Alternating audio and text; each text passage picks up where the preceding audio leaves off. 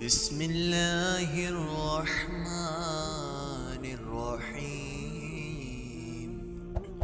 شروع کرتا ہوں اللہ کے نام سے جو بڑا مہربان اور نہایت رحم کرنے والا ہے۔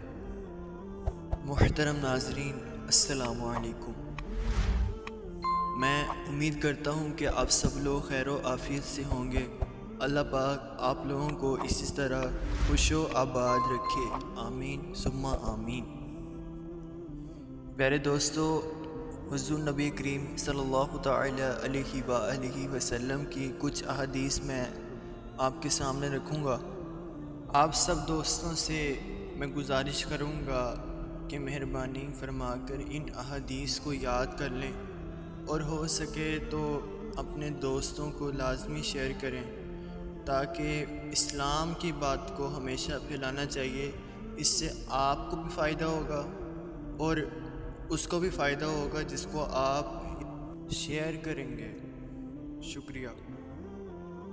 رسول اللہ صلی اللہ تعالی علیہ وآلہ وسلم کا ارشاد گرامی ہے، وہ شخص مومن نہیں جو خود تو پیٹ بھر کے کھائے مگر اس کا پڑوسی بھوکا ہو۔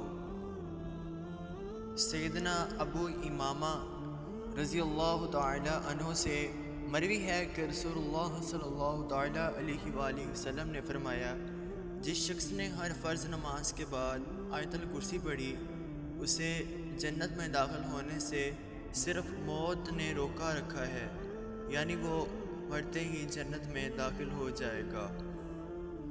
رسول اللہ صلی اللہ تعالی علیہ وآلہ وسلم نے فرمایا، صرف 3 جگہ پر جھوٹ بولنا جائز اور حلال ہے۔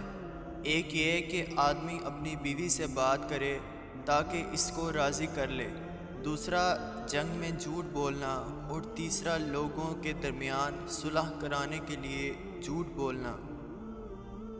اللہ پاک ہم سب کو ان احادیث پر عمل پیرا ہونے کی توفیق عطا فرمائے، آمین ثم آمین۔